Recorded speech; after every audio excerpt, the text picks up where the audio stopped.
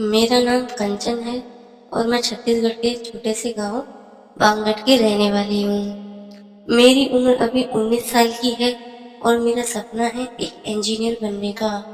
लेकिन हमारे गांव में सभी बोलते हैं कि लड़कियां या तो डॉक्टर बन सकती हैं या तो टीचर, और हमारे यहाँ कोई भी मुझे इंजीनियर के रूप में स्वीकार नहीं करना चाहता। खैर, इन सब मुश्किलों के बावजूद भी मैंने परीक्षा दी और आज है 18 जून, इम्तिहान का दिन। आज मेरा जेईई एडवांस परीक्षा का परिणाम आने वाला है। मैं सुबह से ही बहुत टेंशन में हूँ। मेरी एडवांस परीक्षा का पेपर अच्छा नहीं गया था। किसी को मुझसे कोई उम्मीद भी नहीं थी।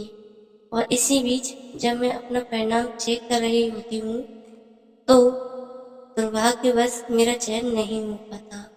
माँ की तरफ से तो वैसे भी कोई भी सहारा नहीं था, और इसी बीच पिताजी भी कुछ ऐसा कहते हैं जिससे मैं बिल्कुल ही टूट गई।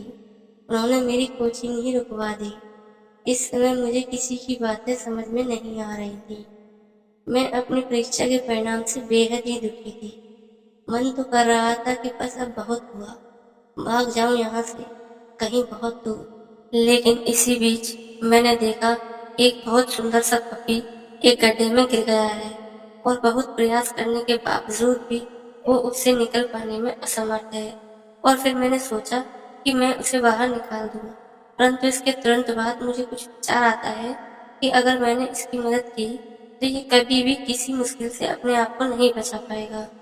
बेचारा छोटा सा पपी गड्ढे से निकलने का प्रयास करता रहा, और अंत में अपने 21वें प्रयास में वो सफल हो गया और उस गड्ढे से बाहर आ गया। पपी को ये सब करता देख मुझमें भी हिम्मत आई कि अगर ये छोटा सा पपी इतने प्रयास करने के बाद भी हार नहीं माना तो फिर मैं क्यों हार मानूं। और फिर मैं भी एक बार फिर से पूरी शिद्दत के साथ मेहनत करती हूँ। और फिर इसके बाद आज है 16 जून, और आज मेरा इम्तिहान बस आने ही वाला है। मुझे बेसब्री से इंतजार है उस घड़ी का जब मेरा वो सपना साकार होगा जो मैंने देखा था। और इसी बीच जब मेरा परिणाम आया तो मेरा चयन अव्वल नंबर पर हुआ। इस वक्त मेरी खुशी का ठिकाना तक नहीं था, क्योंकि आज सिर्फ मेरा चयन नहीं बल्कि हर उस लड़की का चयन हुआ था जो कभी डॉक्टर या टीचर की जगह कुछ और बनना चाहती है।